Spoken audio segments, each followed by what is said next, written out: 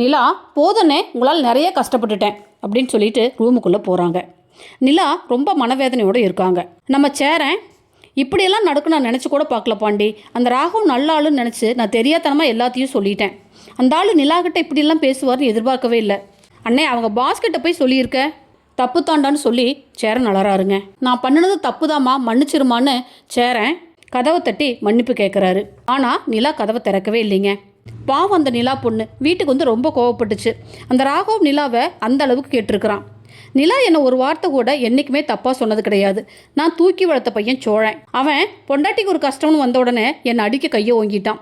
அப்போ கூட நிலா சோழனை தடுக்கவே இல்லை. நிலாவுக்கு என் மேலே அவ்வளோ கோபம்னு சேரன் சந்தா கிட்ட சொல்லி அலறாருங்க. ராகவ் நிலா கிட்ட தப்பாக பேசுனது நினச்சி சோழனுக்கு வெறியேறுது. ஆக்ரோஷத்தோட சோழன் பைக் எடுத்துட்டு ராகவ் வீட்டை தேடி போகிறாரு. வீட்டை கண்டுபிடிச்சி ராகவுக்கு கால் பண்ணி, ராகவ் உங்ககிட்ட முக்கியமான விஷயம் பேசணும், உங்கள் வீட்டுக்கு வெளியே தான் நான் நிற்கிறேன் அப்படின்னு சோழன் சொல்ல ராகவ் வெளியே வராரு. என்ன சோழன் இந்த நேரத்தில், நிலா ஏதாவது சொல்லிவிட்டாங்களான்னு கேட்குறாரு. ஆமாம் சார், இப்படி கொஞ்சம் வரீங்களா அப்படின்னு சோழன் சொல்ல ராகவும் வராரு. ஏண்டா ஒரு பொண்ணு உன் ஆஃபீஸுக்கு வேலைக்கு வந்தால் லவ் டார்ச்சர் பண்ணுவியா? நிலா என் பொண்டாட்டி, எல்லாத்தையும் அனுப்பிட்டு அவளை மட்டும் உட்கார வச்சு அத்தனை கேள்வி கேட்டிருக்குன்னு சோழன் ராகவை கும்மாங்குத்து குத்துறாரு. சோழன் அடித்ததில் ராகவுக்கு முகத்தில் ரத்தம் வருது. உன்னை சும்மா விட மாட்டேன், இப்போவே போலீஸுக்கு கால் பண்ணுறேன். பண்ண நானும் நிலாவும் போலீஸ் ஸ்டேஷனுக்கு வந்து நீ அனுப்பின மெசேஜு, நீ வச்ச ஸ்டேட்டஸு, நீ கொடுத்த வாட்சுன்னு எல்லாத்தையும் சொல்லி நாங்களும் உன் மேலே கம்ப்ளைண்ட் கொடுக்குறோம்னு சோழன் சொல்ல ராகவ் அமைதியாகிறாருங்க. இப்போ இங்கே நடந்தது யாருக்கிட்டையும் மூச்சு விடக்கூடாது. அதே மாதிரி உங்ககிட்ட ஆஃபீஸில் வேலை செய்கிற எந்த பொண்ணுக்கிட்டையும் எப்போவுமே நீ தப்பாக பேசக்கூடாதுன்னு சோழன் ராகவை எச்சரிக்கை பண்ணுறாரு. அண்ணி உள்ளே போய் ரொம்ப நேரம் ஆகுது, எனக்கு ஒரு மாதிரியாக இருக்குன்னு பல்லவன் சொல்ல, விடு அவங்க கொஞ்சம் நேரம் ரிலாக்ஸ் ஆகட்டுன்னு பாண்டி சொல்ல, பல்லவன் கேட்காம போய் நிலா ரூம் கதவை தட்டுறான்.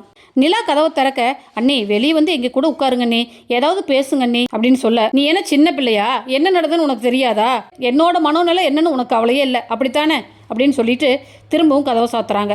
எல்லாரும் பிதுன்னு முழிக்கிறாங்க. பல்லவன் மூட் அவுட் ஆகி வாசல்ல உட்காந்துருக்க காயத்ரி ஃபோன் பண்றாங்க. நான் மூட் அவுட்ல இருக்கேன், வீட்டில் சின்ன பிரச்சனைன்னு சொல்ல காயு பல்லவனுக்கு ஃபோன்ல ஒரு உம்மா கொடுக்க பல்லவன் ஹாப்பி ஆயிடுறான். சோழன் ஒரு சொம்புல தண்ணி எடுத்துட்டு நிலா ரூமுக்கு போறாங்க. சோழன் சாரிங்கன்னு சொல்ல, அவன் யாரு, அவன் எதுக்கு என்னோட பர்சனல் லைஃப்பை பற்றி பேசணும், இப்போ நினச்சா கூட அவ்வளோ கோவம் வருது, அவனை ஏதாவது பண்ணணும் போல இருக்கு. அவன் அடிச்சிங்களா? ஆமாம். எப்படி கேஸ் ஆகாதுன்னு சொல்கிறீங்க? அதெல்லாம் அப்படித்தாங்க, நல்லா ரத்தம் வர மாதிரி அடிச்சிங்களாங்க? அதெல்லாம் நல்லாவே அடிச்சங்க. உனக்கு வேணும். எவ்வளோ திமிரு, பெரிய இவனாட்டம் அப்படி பேசுகிறான். இப்போதாங்க எனக்கு கொஞ்சம் நிம்மதியாகவே இருக்கு, ரிலாக்ஸாகவும் இருக்குன்னு நிலா சொல்ல நம்ம சோழன் ரொம்ப சந்தோஷப்படுறாருங்க. சேரன் அண்ணா பேசுனதை பற்றி சோழன் கேட்க, அண்ணா பேசுனது தப்பு, நான் அண்ணா கிட்ட பேசிக்கிறேன்னு நிலா சொல்கிறாங்க. ஓகே ஃப்ரெண்ட்ஸ், தேங்க்ஸ் ஃபார் வாட்சிங். என் சேனலை லைக் பண்ணுங்கள், ஷேர் பண்ணுங்கள், சப்ஸ்கிரைப் பண்ணுங்கள். தேங்க்யூ.